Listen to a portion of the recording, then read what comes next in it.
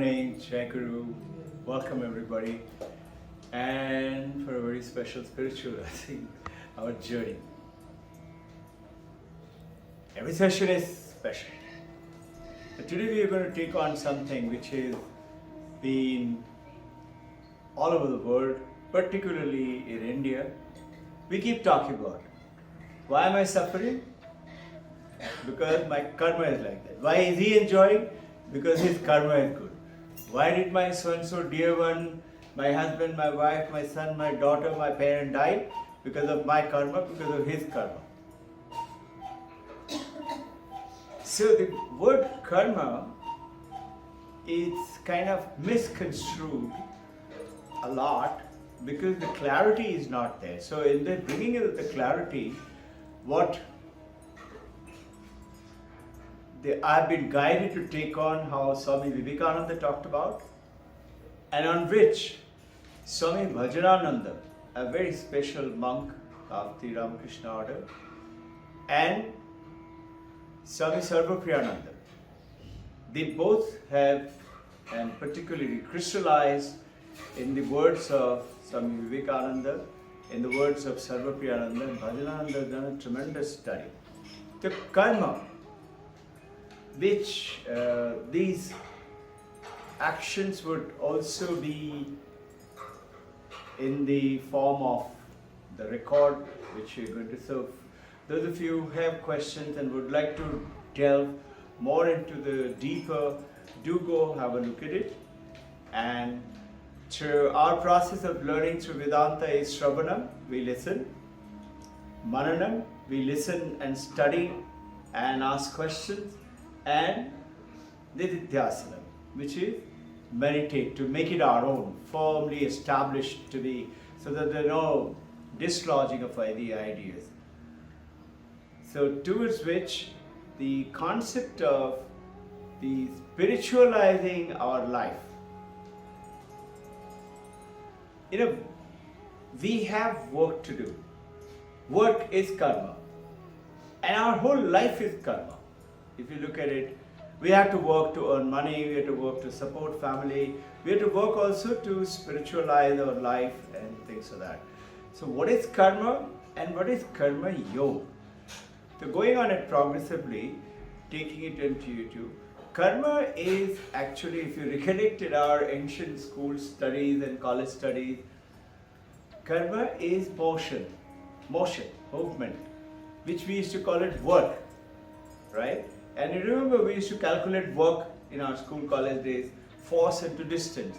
So if I'm working very hard against this wall and I'm pushing the wall with all my might, but it is force into distance. I'm applying force, but I'm not moving the wall. So my work done is zero. And this is to be a very tricky question in our school days. How much work do you think I have done? Teacher used to say, I've not forgotten. That I pushed so hard and I have bigger muscle than him. He also has pushed very hard, but he could not move the wall. I also couldn't move the wall. Who has done more work? These kind of things. So see, this is karma, certainly. But it's not karma yoga. I'm doing work. Work is motion. Yes, I've not moved it in any way. I'm trying to do with my motion, trying to move something. Now, look at, let's say, this computer. It's working. I'm giving it data and it's giving something. Look at a generator. It's working. Look at, let's say, a hydraulic pump or a water pump. It's bringing up water. It is working. Are these karma? As per the ancient India's Vedanta, says they are not karma yoga, they are karma. Certainly they are work. They are work. But they are not karma yoga. So where does this karma yoga come in now? So there are certain rules. But before we go ahead, see, in order to spiritualize our life, what is the purpose of spiritualizing? To crystallize the purpose of our life. Purpose of our life is to remove all suffering, sickness, disease, sadness, and have fun, enjoy, whatever. This is, if we do not spiritualize our life, then spirituality loses out. And our life, so-called, in this so-called, let's be practical kind of a life which comes in. So there is a beautiful statement in the world today. They say Manhattan, New York. They say city that never sleeps, because they're working, continuously working. And they also say city that never sleeps but always dreams. And if you look carefully, if you and I, we, whatever levels of work we do, but we are dreaming, we have vision, we have. Now Vedanta is coming and telling us, hey, listen, you want to fulfill all your dreams and vision and etc. There is a way. And which are those ways? Very beautiful, 4 ways. Karma Yoga first. I'll just touch upon it in very brief and then get into little detail. It will take about 2 to 3 days, up 2 to 3 Sundays to get through the Karma Yoga. So to start off with, what is Karma Yoga? Coming into the difference between karma and karma yoga, we'll come into it, but understanding the 4 ways: karma yoga, bhakti yoga, raja yoga, jnana yoga. This is what the 4 ways given by ancient India, the Upanishad, Vedanta, Shankaracharya, Vivekananda. Vivekananda wrote these books for you and I to kind of make it very practical and simple for us to understand and lead away. It's not complicated. So in which karma yoga is what? Yes, it is work, but it is unselfish work. Why? What is this unselfish work? What is this? Have you ever tried to analyze deeply what is selfishness? Selfishness is because when I want for myself. Yes, it is. But what is that? See, the moment you and I put something on this, what is it? A name, a form. I'm a man, I'm a woman, I'm so and so, my work is so and so, my task is so and so.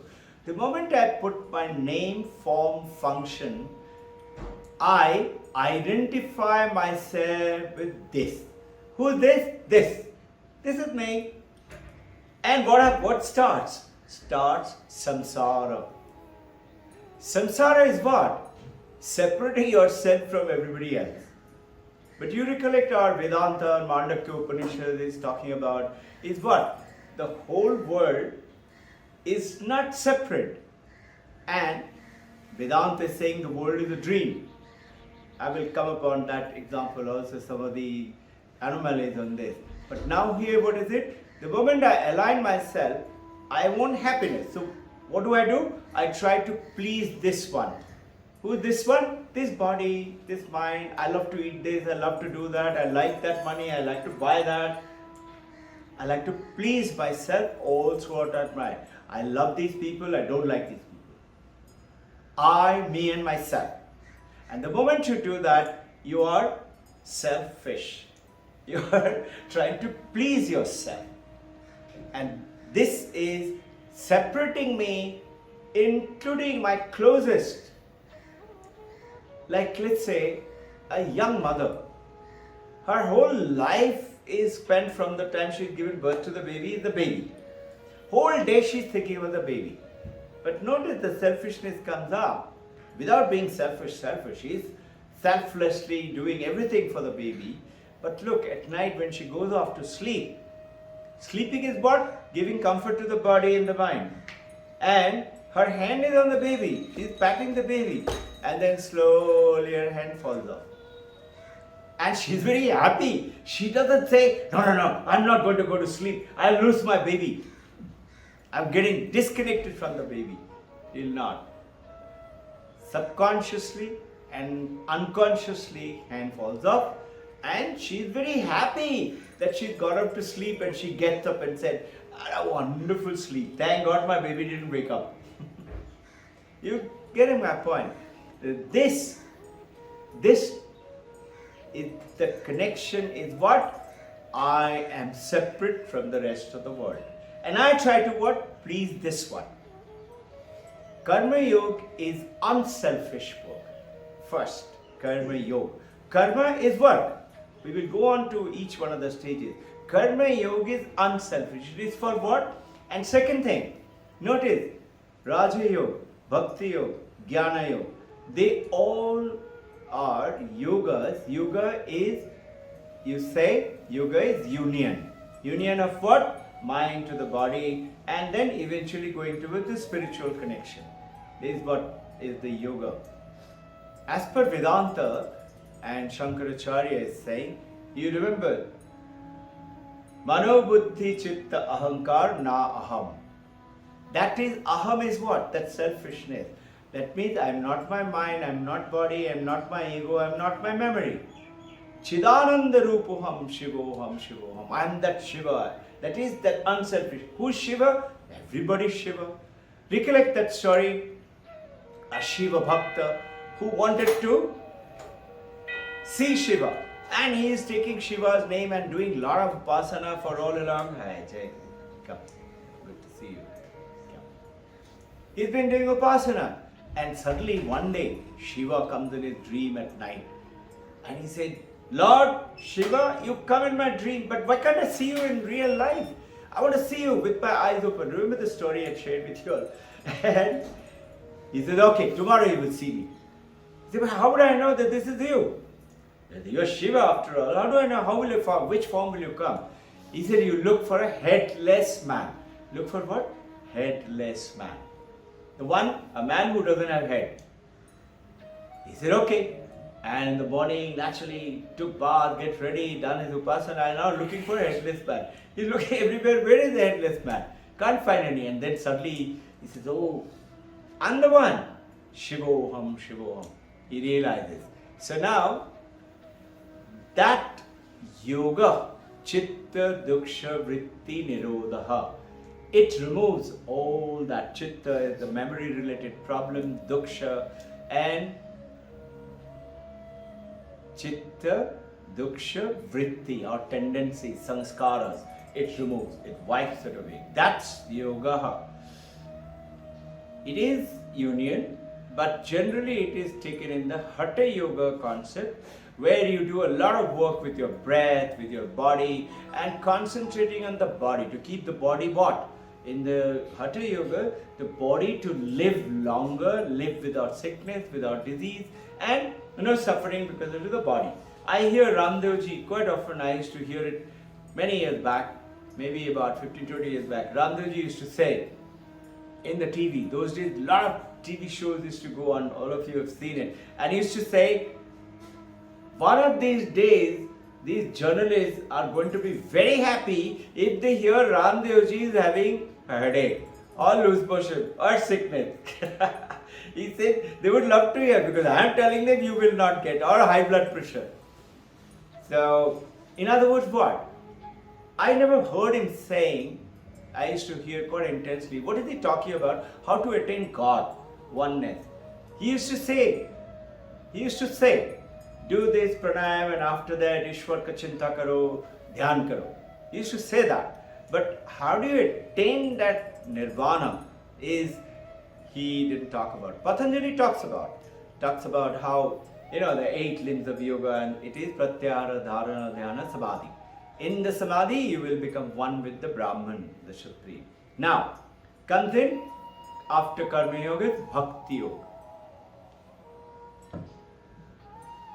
Karma Yoga, summarizing, work in the way as its service to people. To people. It is not service to my house, service to my car maintenance, service to people, and unselfish work. Selfishness to unselfishness. So, I do not exist, you do. So the moment, look at it, apply it in your real life. We keep talking about, see divinity in everyone, see God in everyone. So the moment you see, let's say I see Divine Mother and Mother's Sharada, and I do pranam to her, I am at least making an effort to say, I am not important, you are important. The moment I'd say the wife starts to see God in the husband, meaning in a form of a service and a God, automatically the conflict resolves. How can I fight with him? He's God. Like, our ancient time, father was always right. Mother is always right. Mommy said so. And our conflict with mother and father used to be less. Today, we are equal, so there are more conflict. If you notice, teenagers, problems and issues and things like that. I'm not conflicting anything, nor am I disregarding any. I'm just saying it is so today. Whereas in the earlier time, it was not so, to a lesser extent. It is not that Duryodhana did not go ahead and fighting with Kunti. He also did that. Now, next is Bhakti Yoga. Bhakti Yoga is what? Way of love. I love. What? Jai Guru, come. Jai Guru, you're beating your record every day. So, Karma Yoga, from selfishness to unselfish work, selfless work. Bhakti Yoga, I love this, I must have it. There was one ice cream shop in Switzerland. They had 3 different cups. One, a small one, I love it. Name of the cup is I love it. Second one is little bigger cup. You have to pay more, of course. I must have it. That's the name of the cup. I must have it. And the biggest cup, there's a bigger one, I got to have it. 3 names. This is what is our, love. I want this, I want that. And this is how we are going ahead with our life today. What is Bhakti Yoga? Yes, love. But divert that love from your own need to the needs of the samsara. You notice in most homes the father and the mother selflessly working for the children. But there is still the time when the mother with a young baby, hand falls off, mother needs sleep. Remember a little while ago I talked about.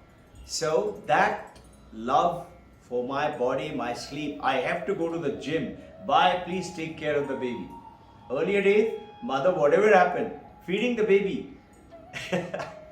I remember mother would sit on the road, people passing by, they used to say, really, please come and give one food. Why baby is not eating? Give a bite. To buy the destruction, baby takes that bite. Mother is very happy. Today, many mothers would leave it to the bye, khana khila dena. Now, Bhakti Yoga is shift that love from I, me, myself to you. You is who? God. And in Vedantic method, supposing I don't believe in God, have you all ever realized that in Hinduism, there is always an answer yes and no.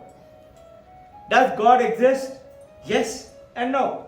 In Vedanta we say, God is you. Where are you searching for God? God is within you. God is in everything. God doesn't have a form and a figure. And also God has form and figure. 33 crores of gods and figures and form. The great master, the saying, utilize all 4. That we will talk about it. So in Bhakti Yoga, you're now talking about shift that love to God. And selflessly work for God. Now, when you start to see divinity in others, divinity in the work that you do, I'm doing why? Because I'm working for God. I'm not working for myself. Not because, a teacher is working to earn money to support the family. Manager is working to get more gradation and get higher degrees and become vice president, president, working. But there is still an ethical manifestation is there. Now, what is this ethical and non-ethical? I will just come to it. There is something called nivritti and pravitti. A little while ago.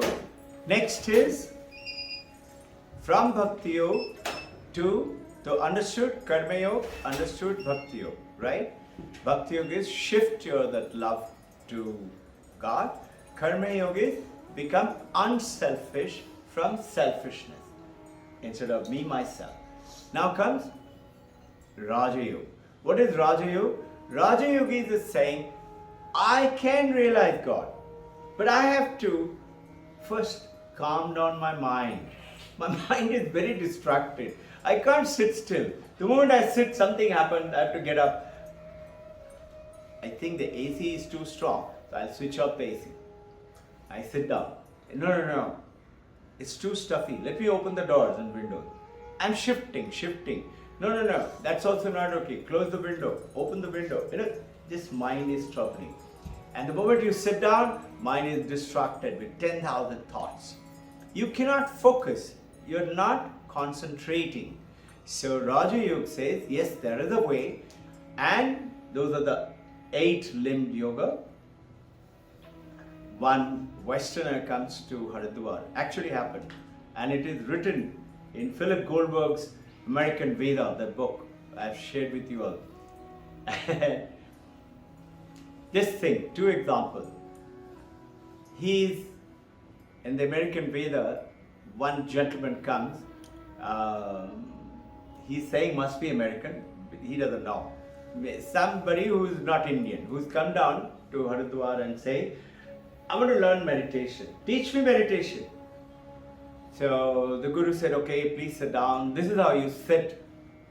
But before you proceed with the education, remember there is something called, you have to follow Ayama, Niyama. Remember? There's 5 limbs of Ayama and 5 limbs of Niyama. Ahimsa, Satya, like that. He said, you can't tell lie. You cannot hate people. He said, listen, all my life I've only heard this from my school. Everybody told me, don't tell lies. I don't want to hear those. Just teach me meditation. The Guru, I'm cutting it short, story is quite big. Guru says, in Hindi, he says, आप Ashtanga yoga सीखेंगे या Vikalanga yoga सीखेंगे? Removing some of the limbs of the yoga. Is that what you want to learn?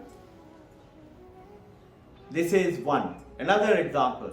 One young boy, brilliantly well, doing well from India, and he topped his academic results. He went off to US. He was studying in one of the top Ivy school. There, while studying, he came across some beautiful books written on India. Okay, an Indian boy goes off to America, studying there. He in philosophy, he's taken up philosophy as a subject. He studies about Vedanta and some remarks of an American on Vedanta. And reading it, he got so moved, he resigned from the job. And he came down, and Philip Goldberg is saying, he was in Rishikesh, he was walking around, and in Rishikesh along the bank, you will find little huts in which the yogis are sitting down and doing their tapasya. He goes to, he was sitting down, he saw one young guy, smart looking, young, smart guy, very young. So he was meditating. So Philip Goldberg just sat patiently, and when this young guy happened to be moving around, and he goes and says, I want to know, how did you get involved in this? So he smiles and he said, you know what? I'm an Indian. I got special scholarship. I went off to America to study.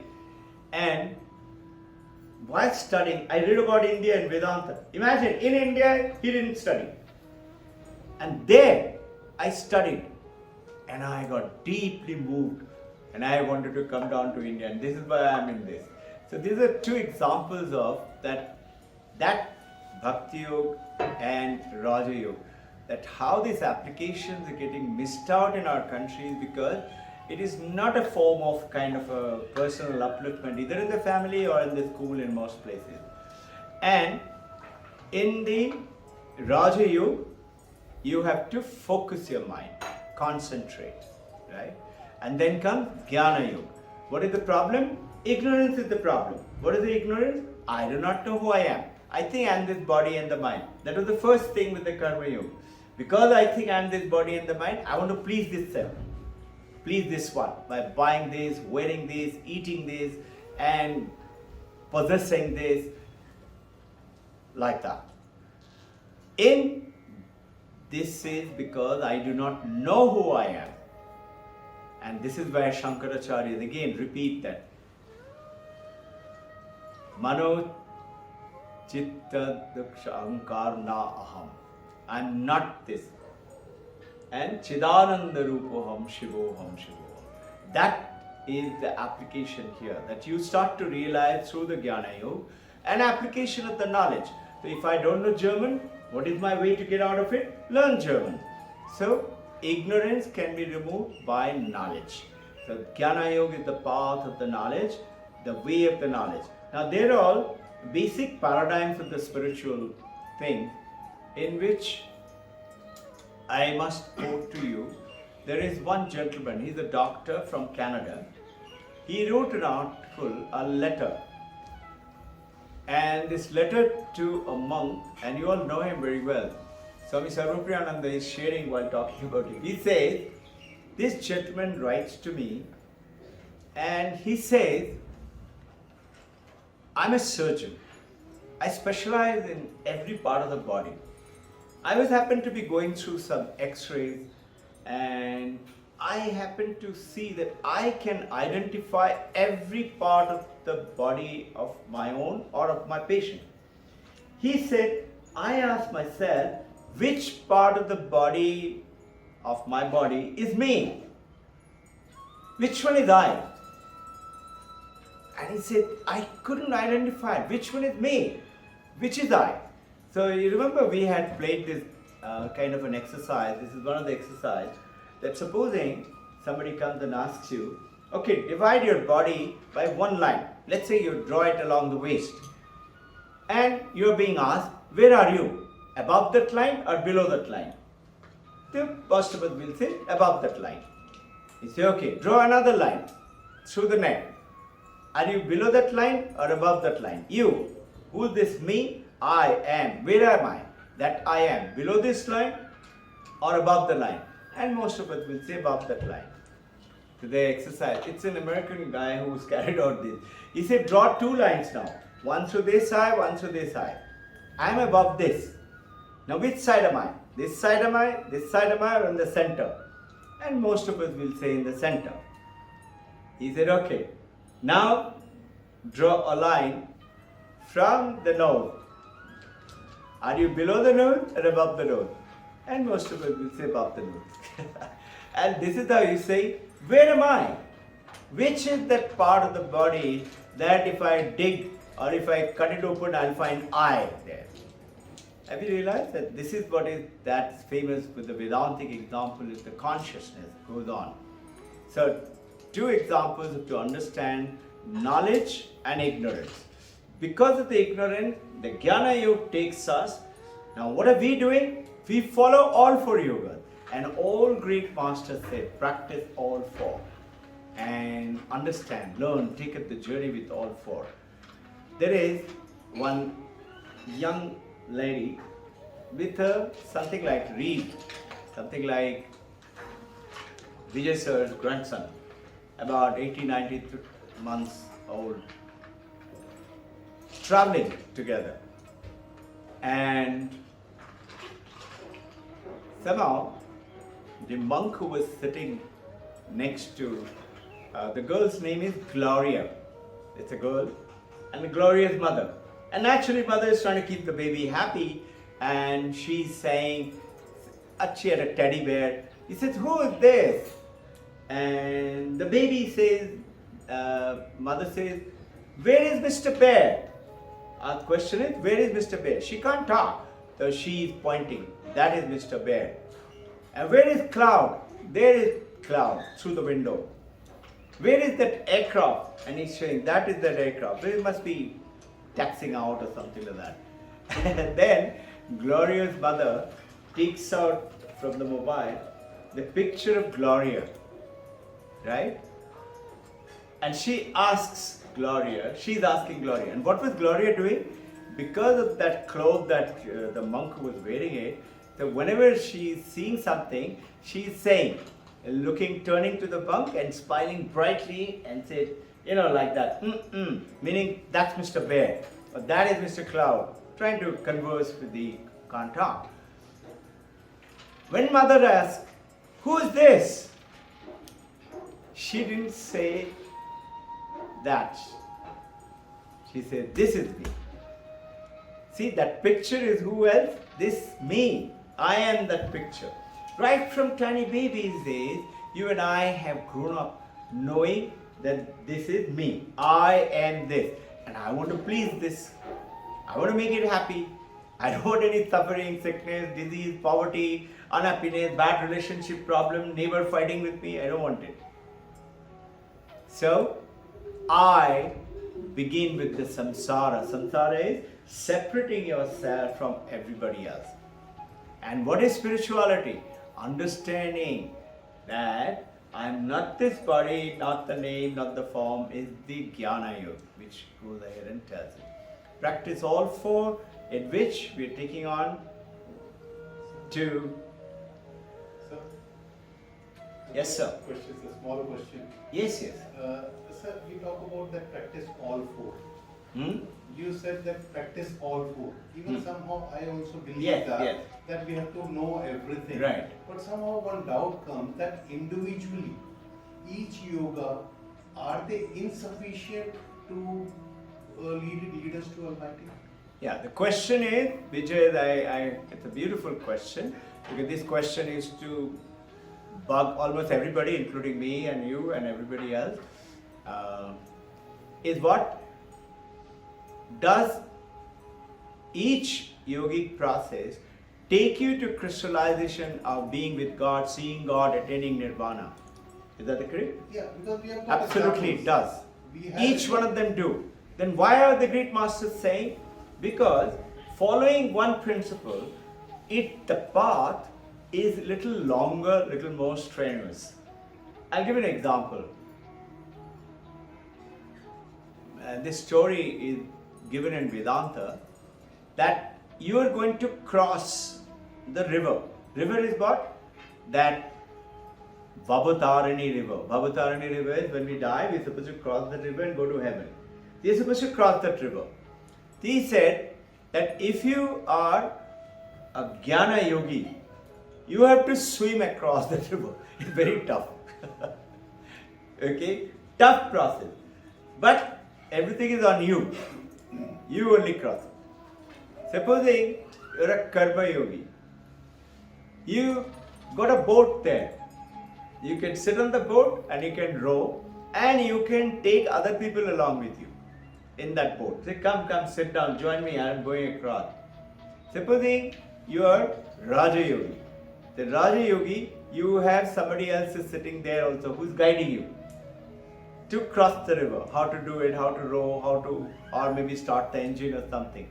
And supposing you are a Bhakti Yogi, he said then, God comes and sits on that boat and takes you on his lap, and he says, I will row the boat for you. Then naturally everybody will say, now Bhakti Yoga is the best. So this, which is best and which is least, this is all on individual process.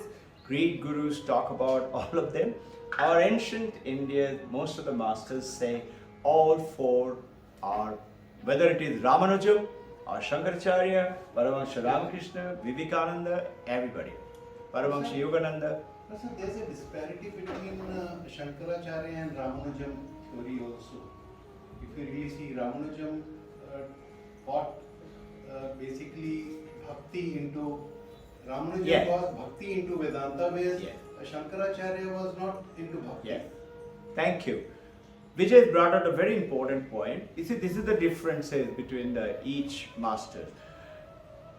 Ramanujam, who is about 400 years after Shankaracharya, he said that Karma Yoga is very important.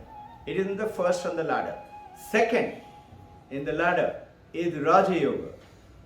Third in the ladder is Jnana Yoga. And fourth is Bhakti Yoga. Meaning fourth is the right on the top. So Ramanujam says Bhakti Yoga right on the top, that's the most important. Below that comes in the Jnana Yoga, below that is Raja Yoga, below that is Karma Yoga. Shankaracharya says that it is Raja Yoga first, Jnana Yoga is first, right on top, then is Raja Yoga, then is Karma Yoga, and then is Bhakti Yoga. So if you look, and if you've been to Badrinath or into any other Shankaracharya ashram, there are 4 of them, as you know, in India, there are 4 pillars. Shankaracharya of Kanchi in the south is Shankaracharya, and then Puri, and like that, 4 of them. If you go there, you will find Shankaracharya has written beautiful hymn, and Mother Durga and Mother Saraswati, that is Bhakti Yoga, is talking about. So they're also talking about it, but which is more effective is the question. And second question is, can each one of them by itself do? Certainly it does. Absolutely, without any doubt, it will do. All you have to do is hold on to one. Little diversion, I would say, is from this. In the meditation, have you noticed we all tend to do meditation by shifting one thing another way, and we keep hearing it, and we following the YouTube, and we say, let me try this one and let me try that one, and Vedantic way of the meditation, and extremely powerful book, this beautiful book. In page 69, it goes ahead and tells that the biggest doom that you can do if you keep shifting yours. And it quotes one of the statements by Swami Vivekananda, who is considered to be the great yogi teacher and blessed by Paramahansa Ramakrishna. He said, be the oyster in the ocean. Oyster is in the seabed, right at the bottom. But it knows when. That when is the time, is the Swati Nakshatra will come up into the constellation to be, on focus at that time. And it's going to rain. It comes up onto the top of the ocean and floats with its clans open, an oyster. Waits under this Swati Nakshatra, a special Muhurata, when a raindrop, one drop falls in it, it clams, closes its shell, and goes down and sits at the bottom of the ocean and waits for that one little raindrop to become the oyster. That's how the pearl is created. Now, it means that this one idea is good enough. Hold on to that and continue to pursue that. Pursue that one principle. You may have noticed that we follow more or less one principle. Once in a while, I'll bring in one tiny deviation for you to kind of understand another process so that you know which one works better. But the one thing, whatever you one thing, choose it, hold on to that and continue to work on it, and it will take you on. Yes? Vedantic meditation, is that Hamsa meditation? Vedantic meditation, is that Hamsa meditation? Vedanta meditation is? Hamsa meditation? Is that Hamsa meditation or Soham, what we call? Is Yes, it a Vedantic meditation? Hamsa and Soham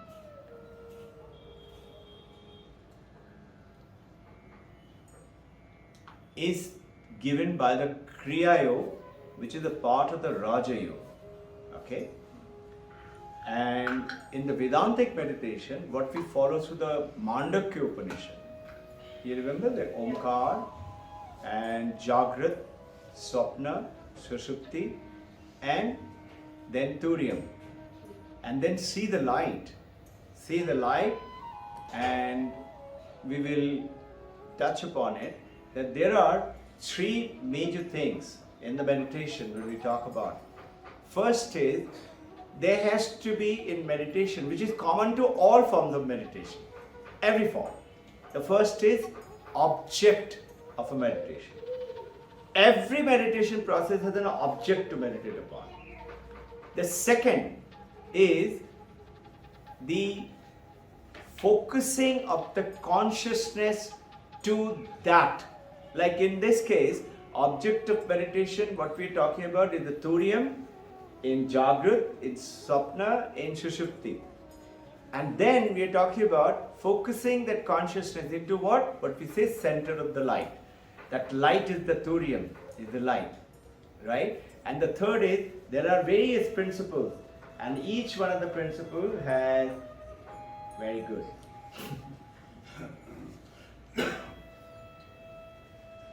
Coming in, does it answer your question? Yeah. Vijay sir? Yes. Yeah? Okay. So,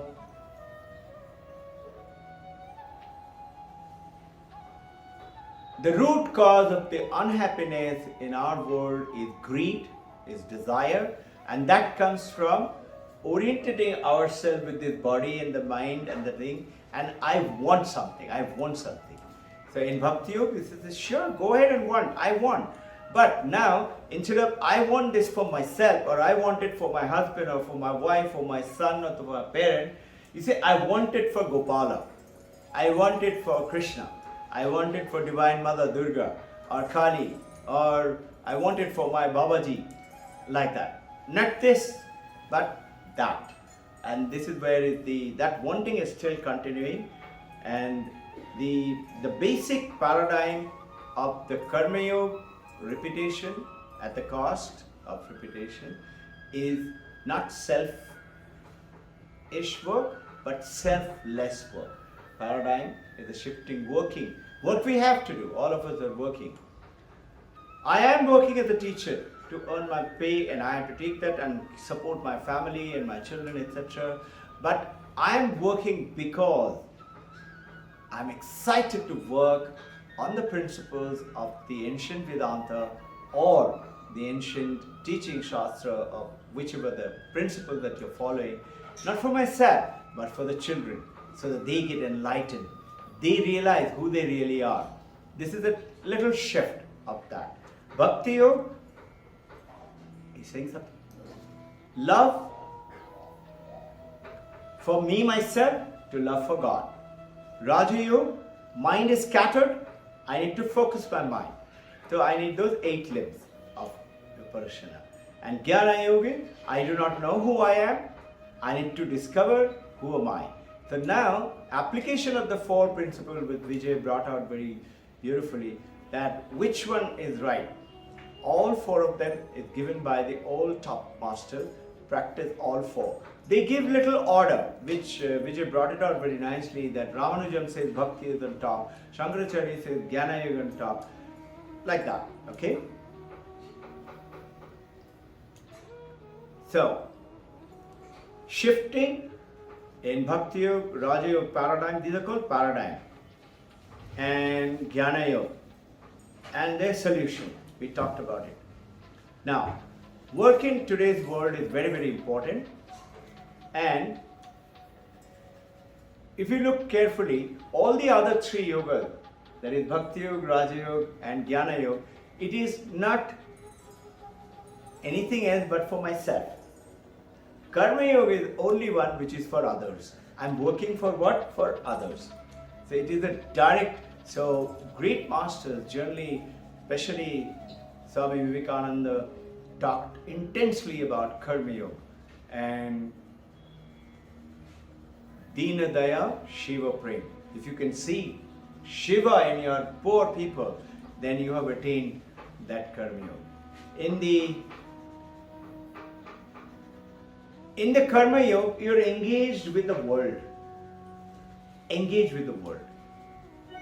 And today, work is very important, takes every bit of our energy, but spirituality, if you wish to go into the work part of it, if you want to bring in spirituality, you have to comprehend that if you do not spiritualize your entire activities of your whole day's function, then you are losing out on spirituality.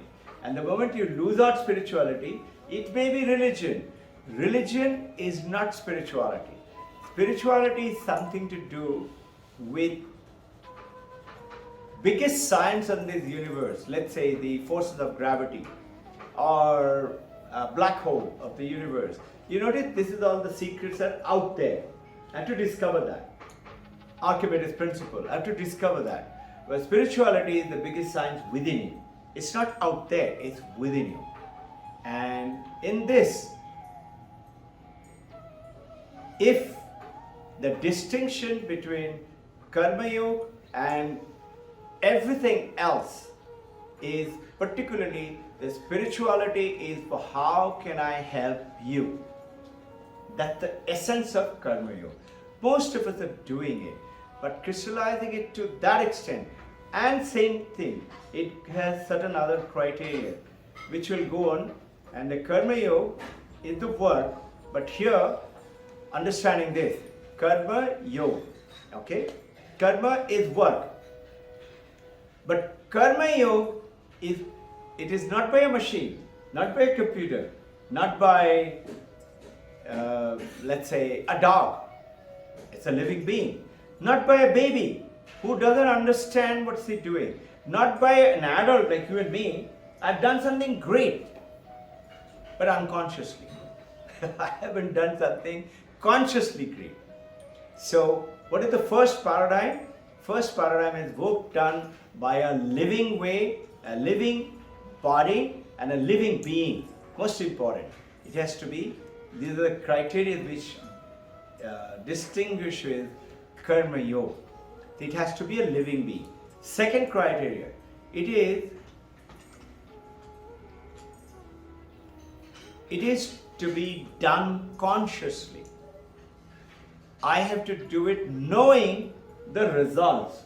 That if I do this, whether I'm going to kill somebody or help somebody or feed somebody, I'm going to do it consciously. Second criteria.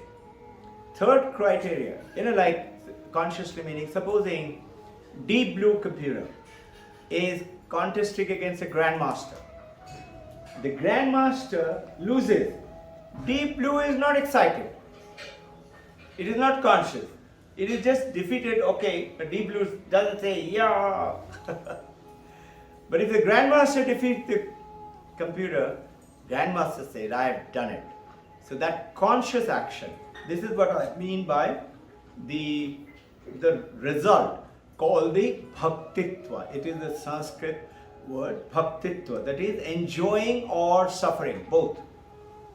So three things in the first part of it. First is it has to be by a living body. Second thing is it has to be consciously done. Third thing, it has to be knowing that if I do this, there will be a result, and whether I will enjoy it or I will suffer it. Some people say, it's alright, drum the traffic light, there is no police guy. You have to be aware. If you on the other side, if there is a police guy there, he will catch you and you will be punished. Now, the fourth, there has to be moral obligation in Karma Yoga. That this is, I know, it is good, bad.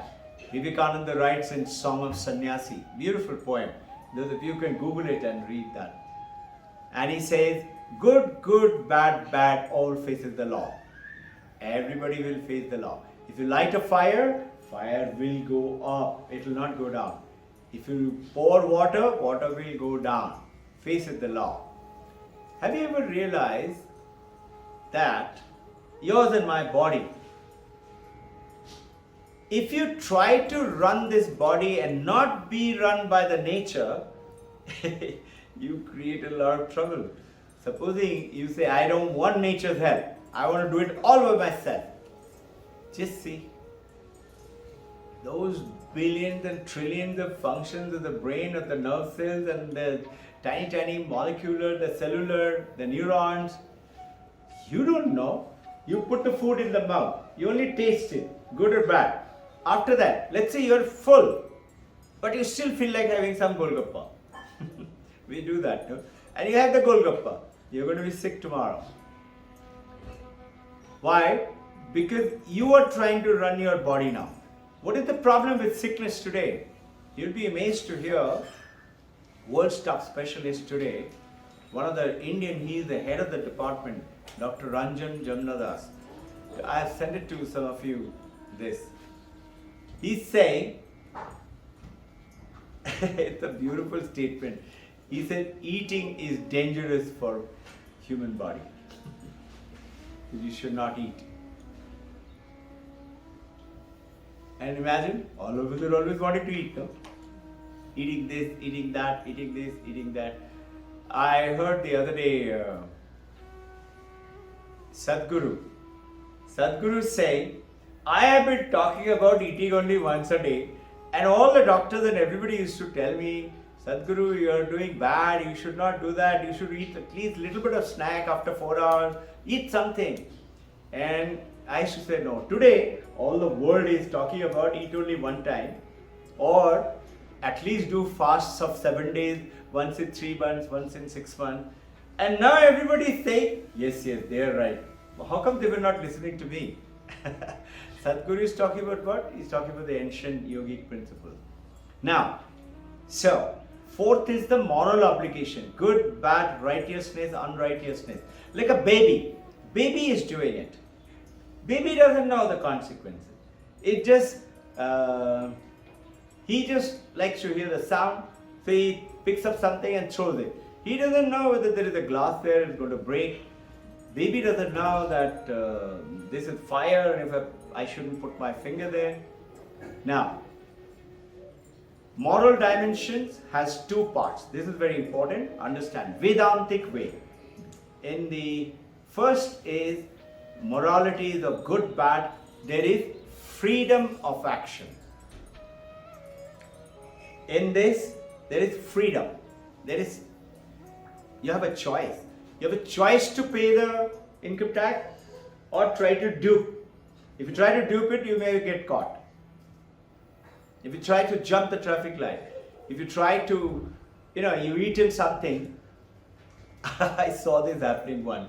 Well, a guy in front of us was eating, must be hamburger or something, and after finishing eating, he threw it outside through the window. And it came straight into the car, right followed behind it. And there was a two-wheeler scooter also. It fell on his face also, some of it. And naturally, everybody was cursing. They, of course, speeded up and went off. Once, in abroad, it was a secret country, so I can't tell you which country, because we were sent by Government of India as an Indian Air Force fighter pilot to go and train them fighter flying.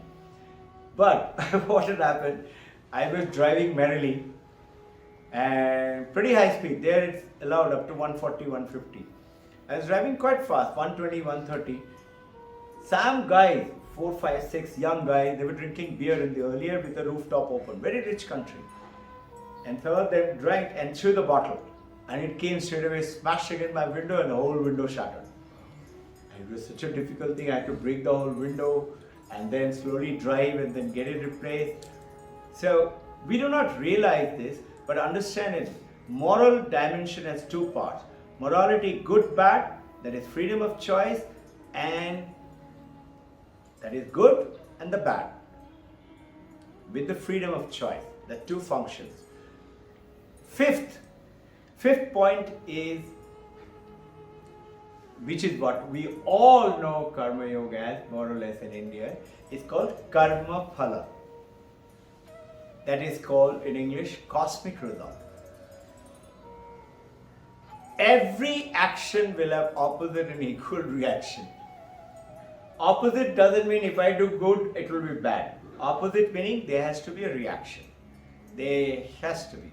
Alanghan. It cannot be deterred. It will be there. So that is why our ancient masters, gurus, parents, grandparents used to say, Subh Shubh Karo, Shubh Shubh Bolo. Do good, good things will happen to you. Do act of kindness, things will happen to you. The cosmic result. And this, I talked to you about good, good, bad, bad. Now, there is something, the French philosopher is Michel Foucault. Michel Foucault is a very famous French philosopher. He's about 18th, 19th century philosopher. He came out with, the Greeks, they had a system and they used to call parrhesia. Parrhesia meaning truth telling. And Foucault is explaining that truth telling. He said, what is truth telling? We love to stick to the truth. What is truth? He said, I am saying sun rises in the east. As you and I know, sun doesn't rise in the east, but it appears to rise in the east. Yes. But if I say that, am I telling truth? He said, no. It always happens. It's a universal truth. It will happen. But when you say a truth, if you say it, you know it may cause damage for yourself. Like, I know one of the politicians, they did some terrible work, and had to go underground because police and everybody was searching for that guy to catch him. By the way, almost 2.5 years he took by pulling lots of string and going to High Court, and he got out of it. You'll be very surprised and pleasantly happy, or maybe not happy, to hear he is already standing for elections now again. Again, he's come back to political stream. Now, this is, if he has the courage to say, yes, I have done that, and everybody will say, yes, this is very bad, you should not do this, then we do not like you. He knows that there is a repercussion to my telling truth. That is called telling truth. This is Foucault is actually talking about it. Now, Paramahansa Ramakrishna used to say one. He said that if anybody can speak something which is his weakness, which is bad, know that he has great spiritual wealth within. Like somebody, he uses the word in Bengali, he says, কেউ যদি ফট ফট করে বলতে পারে আমার কি দোষ, then know he has something very special within him. फट फट करे meaning फटाफट बोल देते हैं हमारा अंदर गलती क्या है. If somebody can say that, then know he has got great spiritual attainment, he has done it. You will see there is Lal Baba. He lived till 350 years of age. He used to be long time in Nepal. Nepal Vishwanath temple, Pashupatinath. We had gone there, and I was actually searching for him when we had gone there, Sharada and I. In Pashupatinath, remember the temple? Now there, Lal Baba used to sit, and everybody, starting from Indira Gandhi, Rajendra Prasad, actors like Rajkumar and all, they all used to go down just to meet him and offer him a cup of tea. And if he accepted a cup of tea, meaning he blessed you. Otherwise, he will not. So one monk is telling me that I wanted to know whether he is Lal Baba or not. So I was watching him. Lal Baba was, anybody who tried to come and do pranam or something, he will do something like this and throw it at them. So they will run away. Who is this dirty guy? He used to repel people intentionally. 350 years of age he lived. And we talked about Ramanujam just now. Ramanujam lived till 120 years of age. Meaning living beyond 100 years. Today, Bill and Melinda Gates Foundation, if you go to Wikipedia or if you go to YouTube, tune in, shift is happening. Bill and Melinda is saying, by the medical sciences increment crossing 100 years, will be 75 to 80% of the adult aged people will cross 100 years. It's not a big thing anymore because of facility of medical. Earlier averages used to be 45, it is increased to 60, now it is about 70, 75.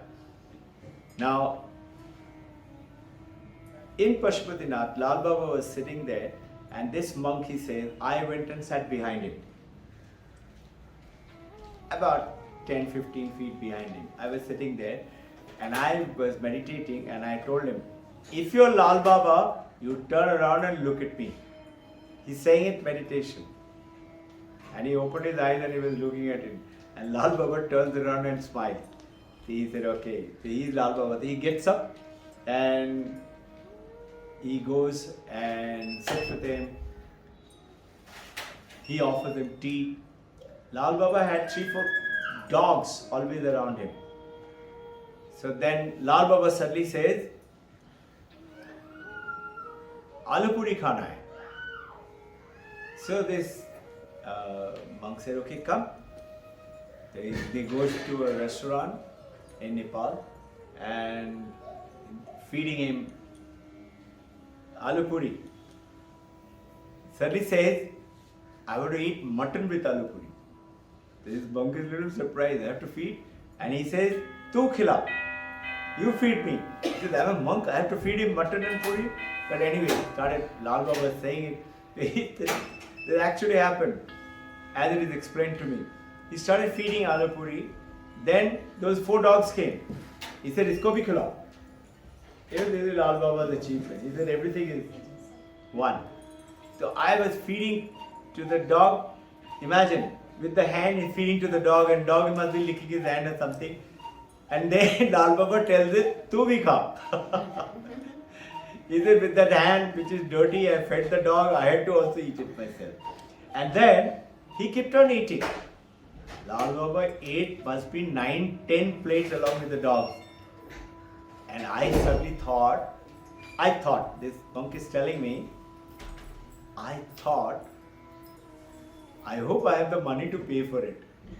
The moment he thought, Lal Baba said, "Bas ho gaya." Lal Baba was quite famous. Somebody went and asked him, "Lal Baba, आपका उम्र कितना है?" He said, "पता नहीं, उम्र क्या होता है?" He said, "नहीं, कितना है?" He said, "नहीं मालूम." Taba, they came to understand by his other narration, it is more than 350 years of age. He said, "Why don't you apply to Guinness Book of World Record?" He said, "वो क्या होता है? आपका नाम होगा, everybody will come after you." So Lal Baba, I believe, smiled and said, "Abhi kya ho raha hai?" Everybody, Prime Minister Indira Gandhi to Rajendra Prasad and great actresses used to come to have a cup of tea with him, fly down all of it just to meet him. So, talking about that confessing, these masters would simply say, I don't know what it is. It doesn't matter that people will say, "Oh, he doesn't know this also." It doesn't matter to them. Now, that is the 4th one. The 5th one I told you about, cosmic result. In the cosmic result, you have to have a matter of belief, of faith. Now, all these are leading to karma yoga. A faith, the know that if I do this, it is going to happen. And this is where is called the dharma, Vedantic religion. Now, in the Vedanta, there are 2 broad aspects to Hinduism. We are talking about Vedanta now.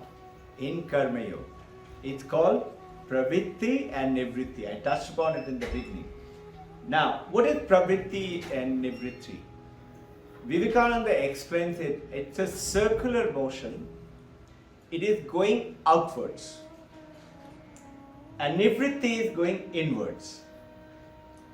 Now, if you remember your science subject, centripetal force and centrifugal force. Remember? If you hold a string and tie a stone in it, and if you keep rotating it, now, this is how we used to be explained in our school college days. This is centripetal.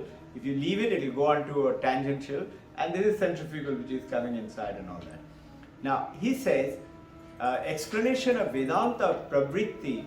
Pravritti is anything which is outwards, which is going outwards. It can be also a great act of goodness. I'm taking care of people, I share my pay 50%, I give it to Gurdwara, Masjid, mosque or temple, and I try to look after people, their children, their education. I'm doing a great act. But I'm doing it is outwards. It is to get a good name. People will say he's very good, good fame, good name, all that things are happening, right? That is pravritti. In this pravritti aspect, the circling outwards, flowing into the world, but for what?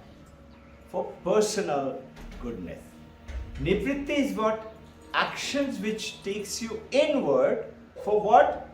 I want to be one with God. My journey of this karma yoga is nivritti, is the function is to be oneness. So notice, now I've covered 5 of those reasons which are seeking the transcendental and interested in worldly pursuits, certainly, but the core teaching of every religion, every scripture is the nivritti, which is incidental to understand who am I, to find out God, to discover which is this God and goodness, etc., is a nivritti. That alone is karma yoga. That is karma yoga, by which pravritti is also yoga, whether good action or bad action. I'm doing it to the people. Good action is everybody will praise me. Bad action, everybody will curse me. It is pravritti. Now, Shankaracharya says the Vedic religion is twofold. Path of pravritti, path of nivritti. The work done in the path of the pravritti karma we talk about is outwards, good for people or bad for people, but it is not karma yoga. You get the point? Pravritti is not karma yoga. You will hear newspaper, big article. Let's say Dhirubhai Ambani is dead. Okay? You will read, बहुत बड़ा कर्म योगी थे. You hear this, no? The doctor, the great karma yogi, spent his life for the welfare of the people, services, and cured so many. It is, but it is outward, but it is not karma yoga. It is pravritti.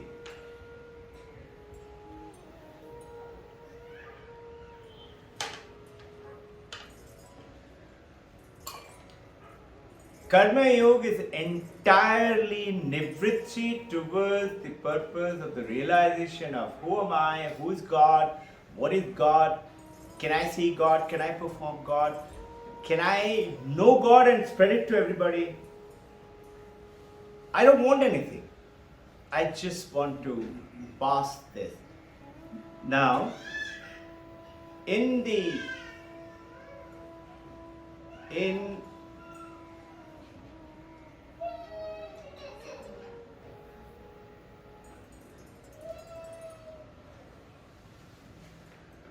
good life, good karma is called swakama karma.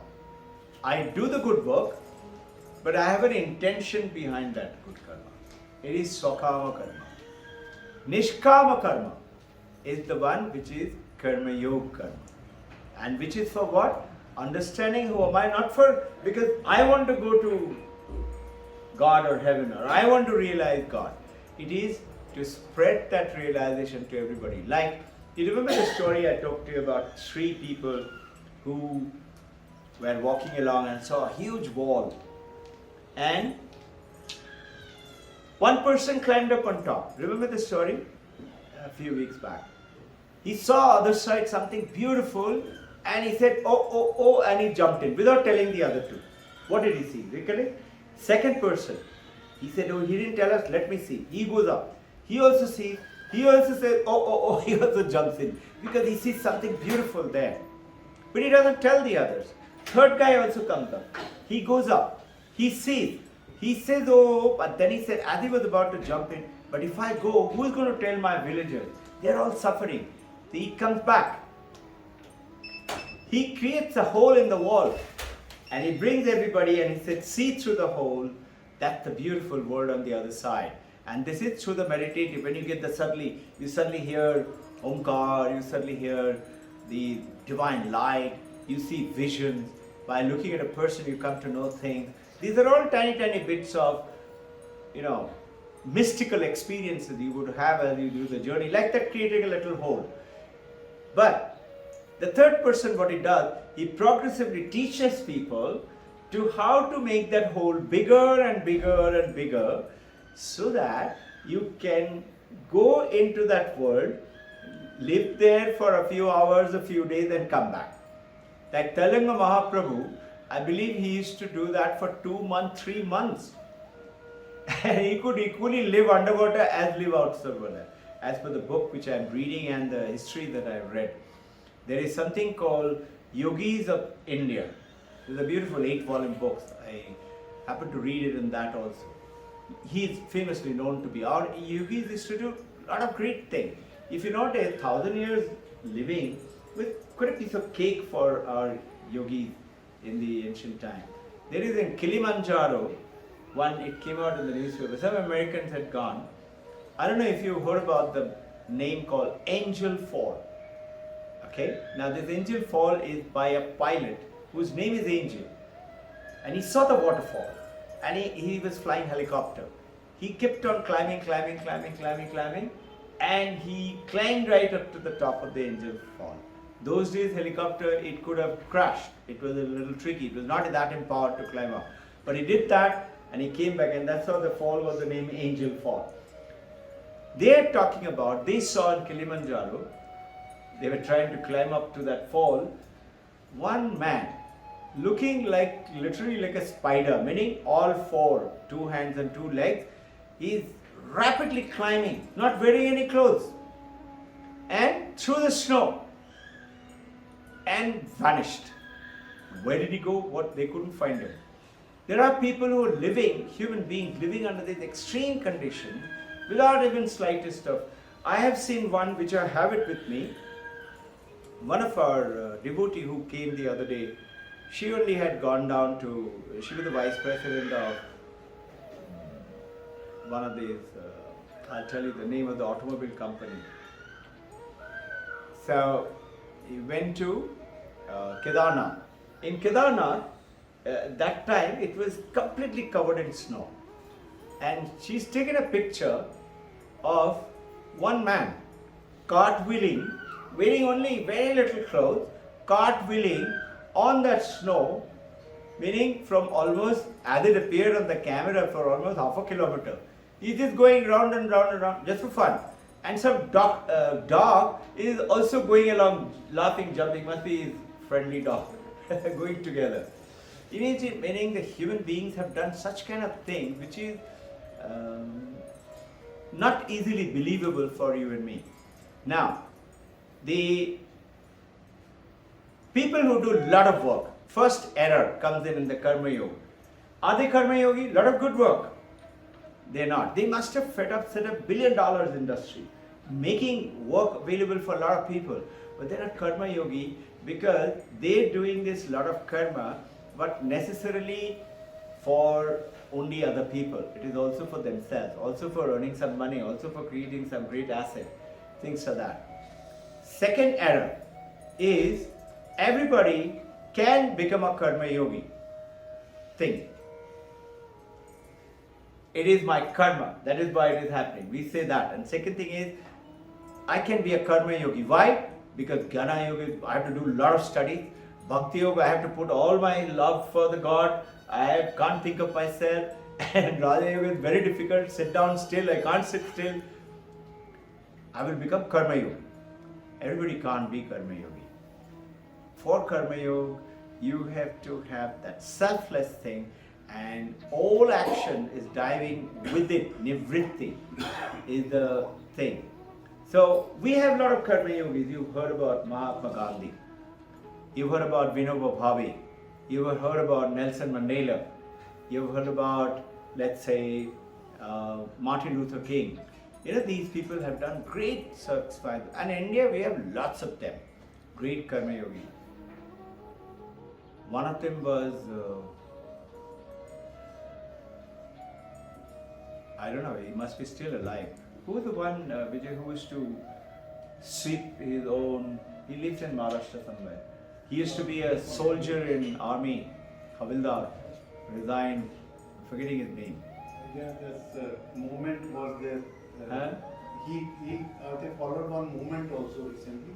Right. Something like Vinoba Bhave, and second one, Anna Hazare. Huh? Anna Hazare, right, thank you.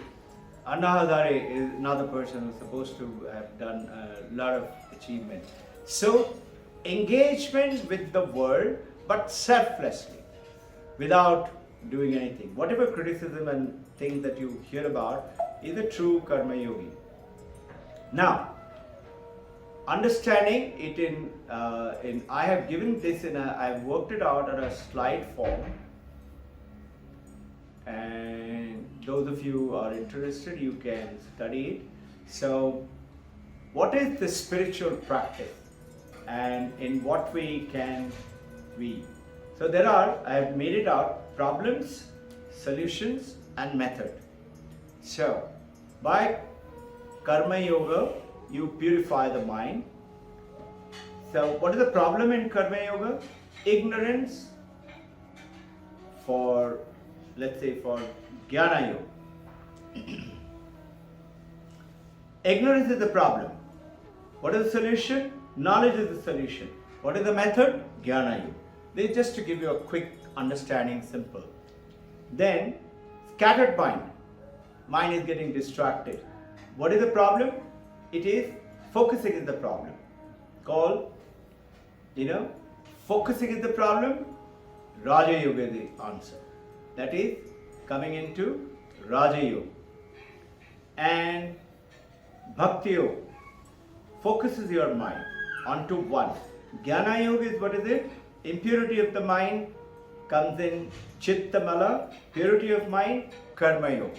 So, Jnana Yoga is talking about, I don't know who I am, I need to find out who I am. That's the problem. What is the answer? Is knowledge. Method is Jnana Yoga. Mind is scattered, I can't focus my mind. What is the process? You should follow Raja Yoga. That is the method. Karma Yoga, selfless work. The method is, what is the problem? Selfishness. I am very selfish. So these are the very simple. Bhakti Yoga, I want things for myself, that is also selfishness. And what is the Bhakti Yoga? Is saying, yes, you still go ahead and desire, you want it, but not for yourself, but for God, the divinity. I was telling you about that. Did you realize in India, in Hinduism, when you say, ask a question, does God exist? Yes and no. There are Hinduism which says God doesn't exist. Buddhism doesn't believe in God. Is God a male or a female? Yes and no. A very famous song. Whatever work we do it for you. And we think we are doing it, but you're the one who is doing it. That song is devoted to Mother. And as you know, in India today, we worship mothers. No? Durga Mata, Kali Mata, Bhairavi Mata, Vaishnu Mata, and like that. All the mothers of worship. There is Fatima in Islam, or Mother Mary in Christianity. It is there, but to what extent and etc. In India it is thousands of Saraswati Mata, Lakshmi Mata. We worship the mothers. So, understanding in all this journey is one thing is called I am that Brahman. That Brahman is none other than me. To realize I am Brahman, knowledge, enlightenment is required. Mind is scattered because of Rajas and Tamas. We have lots of error, lots of things. So the 4 ways are given. Utilize all of them. Do it at what proportion, what it appeals to you, and progressively you will find as you start to doing it, it will automatically take you. Somebody will guide you. You say, okay, do this one little more. Okay, sit still for a little more. Okay, today you do this particular part. And like that, it takes with you. The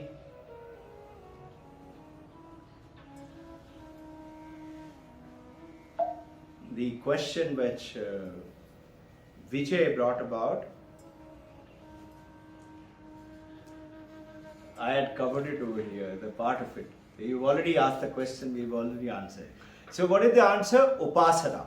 Upasana is what? Concentration of mind. If you look at it, all of them, everywhere you have to concentrate, but 3 of them, that is Raja Yoga, Bhakti Yoga and Jnana Yoga, it is to do with outside. Karma Yoga is the only one with the other people. Other 3 are with me. I am dealing. In Karma Yoga is exclusively for other people. Now, what Vijay asked the question that Vishishta Advaita of Ramanujam. Vivekananda is saying, look, your intention is to attain oneness with Supreme.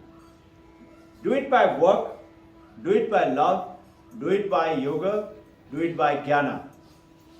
All of them or one of them? Both. Answer to that question. Vivekananda's words. I'll read it out to you. Exact words.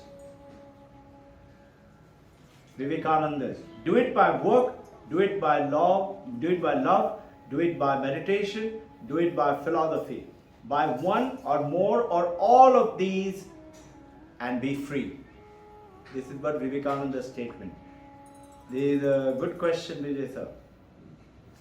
Now, we talked about Ramanujam.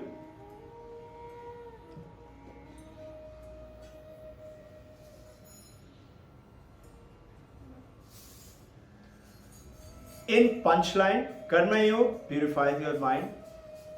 Jnana Yoga, you realize I'm not this body, I'm something else. I may not know what it is, my journey is to find out. In Bhakti Yoga, relate the entire individual spark of that consciousness to the Supreme and go from Jivatatma to Paratatma. What is the Jivatatma? We are Jiva. We've got a name, body, form and function. And I have an Atma, I have a soul. That is Jivat Atma.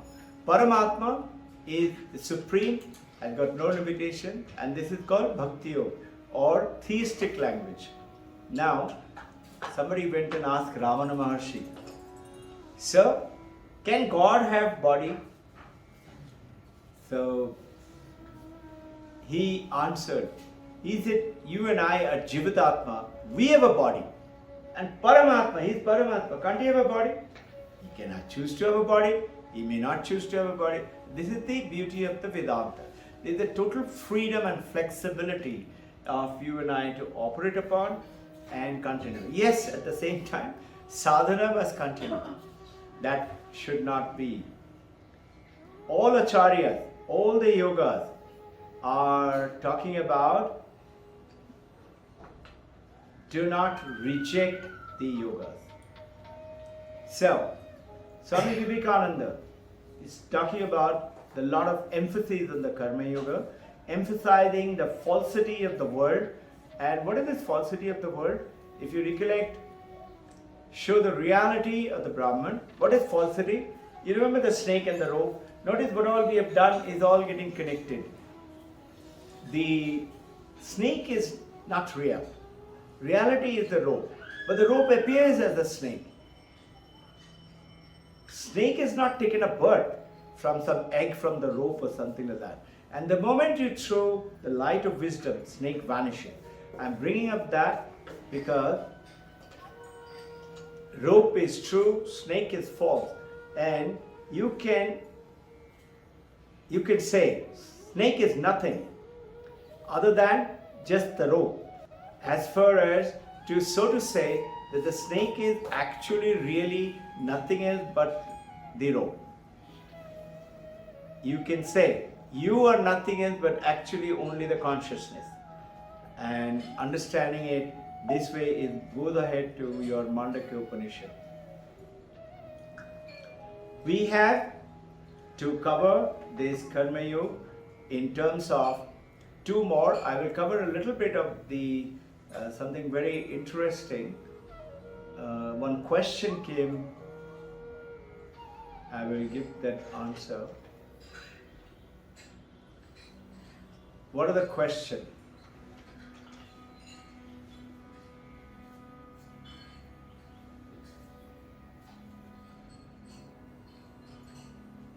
The law of karma in Advaita Vedanta. The question came, I get it. Everything is Brahman. In that case, what is the significance of karma in this whole thing?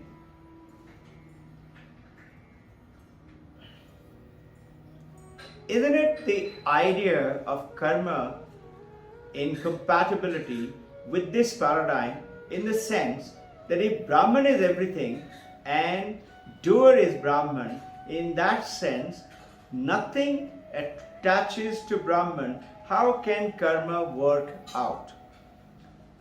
Very simple, very good, very powerful question. Meaning, how can you have karma?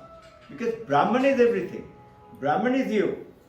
Brahman is alone is true. Your Turiya is alone is true. Who is doing the karma? Karma is doing your body, mind, your intellect, your memory, your ego. So I'll cover it in detail in the next session. It will take a little time. But it is true that Turiya is everything. Turiya is Brahman. Brahman cannot be attached to the effects of the karma. So the question is right. It doesn't affect. But there is something called, in very brief, Vyavaharika, that is realistic, and transactional. These are the two things of the activities which goes on. In which, in the transactional analysis, you will find that, so nothing can attach to Turiya. Turiya is Brahman, Turiya is non-attached, it cannot. It is the light itself, it is everything. It is chosen to be the existence. The Turiya, the light, the consciousness has chosen to be the existing of the computer or my body or all of us or this world itself. Is it real? No, it is not real. Now, how do you say it is not real? So there is a beautiful, I was telling you I will cover this part of it. Now, whether it is through the idea of, whether it is those who wear the form, they wear the chain too. The moment you have a form, you also have a chain. Chain may be gold chain, maybe iron chain, maybe silver chain. You must have heard this story before. But all three binds you equally well. Gold chain is what? Good karma. Silver chain is okay type karma. And iron chain is very tamasic karma. Tamasic, sattvic and rajasic. These are the three things.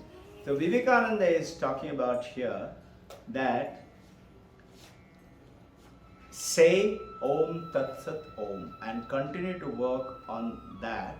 Understanding these questions, there is a gentleman, his name is a famous story about Dr. Samuel Johnson and Bishop Berkeley. There was a conversation. Bishop Berkeley said, this world is not real. So Samuel Johnson said, what do you mean not real? And apparently after the meeting, there was a huge rock. I've given that picture also. He went and kicked that rock. He said, my foot is hurt. How can it be this world is not real? So the answer was given to him in this manner by Bishop Berkeley. He says, look, you're in dream. You're dreaming that you're gone into a swimming pool. Or same example, you kicked a rock. Your dream foot is going to get hurt. You will get wet in the dream water. But are you really? So he said, same way over here, it appears to be so because you are not this body, you're not this mind, and you're not this name and the form. And this is the journey that you and I have to do to really operate through this body, function through the name form. But knowing all the time that this is not me, it does not mean I have to run away to somewhere else and leave the samsara. He said, no, be in the samsara, work with perfection, with karma yoga, meaning how can I help you to become better? How can I lead you to be better? In which he goes ahead and gives the very simple answer that yes, it is unreal. What is? That strictly speaking, it is not true that Karma Yoga does not apply to the Turiya. Turiya is ever pure. It is like, very simple example to understand, a sunlight. Dirty something, toxic something, pure something. You remember holy water, Ganga, pitcher of wine, or dirty water. Sunlight is not affected. So yours and my Turiya is like that. What is affected? In the transactional, Vyavaharical world, our body, our name and the form, what is doing? Karma is to who? To that one, which is working. Now, very important answer to this question also looks at the moment we identify ourselves with the name, body and form and we compare. We tend to compare immediately. I'm fair, I'm tall, I have this money, I don't have that money, whatever. I have a perfect relationship, I don't have, I have a problem. The moment you do the comparison, you're doing the comparison with that. Mano, buddhi, chitta, ahankar. This is the fourth thing. But you are not that. So the journey to understand you are not that is the journey of the spirituality. And when you do that, you've gone past that little hump. Now what do you do? Understand it very simply. Huge ocean. You remember this story, we have talked about it many times. Thousands of waves. And I ask you, waves of water in it. You all know the answer. You say, no. The waves, you will not say, yes, waves have water in it. Because we show it to you in a glass of water. You can detach the water, detach the glass. From the wave, you cannot take away the water. Now, who are these waves? Waves are like you and me. We're supposed to be, as per Vedanta, operating through those waves. Now, a wave which is realized that I am water, I am not wave. Neither am I the ocean. When I become calm in my journey from wave to realizing I am water, I become calm. The moment wave becomes calm, wave becomes the ocean.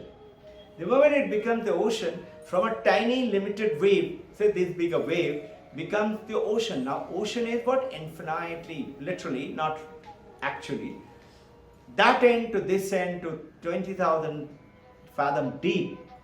That's the now ocean. I have become, just by becoming calm, that ocean. Now when I realize that I am water, and what do I realize? All these waves and the bubble and the froth, everything is only water. When I realize that, I am operating still as a wave. I still call myself Vinoba Bhave or Ramakrishna or Vivekananda or whatever. And yet, I know we are not separate. We are one. Before that, what did we do? This is my name, this is my form, my gender, and this is me. You separated yourself. So, samsara and suffering comes from identifying who is this me. And ananda, joy, comes in from oneness. That oneness. The moment you realize I am that water, I am everything in this, and so is the ocean, so is the wave, is then you realize that you are Buddha, you are Vivekananda, you are Paramahamsa, Ramana Maharshi. And then you and others are what? Become one. That oneness comes in. Our journey is to continue to do the effort of what? Holding on to call ethical manifestation. Holding with purity. Ayama, Niyama, those 5 and 5. Remember those? Very important principles. We have to follow those principles. Second, stop finding fault with people. Because the beautiful statement by Jesus Christ in the Sermon on the Mount, do you recollect? We have talked about it. Sermon on the Mount, Jesus Christ is telling everybody that if you want peace, my child, do not find fault with others. Holy Mother, she is saying in very simple Bengali, Onne dosh dekhbe na. Don't see fault of others. You see what you have to do, what you have to change. Alright? So with this, shall we bring it up? We'll continue with the rest of the Karma Yoga. There is still a lot more. You'll be surprised to see great masters today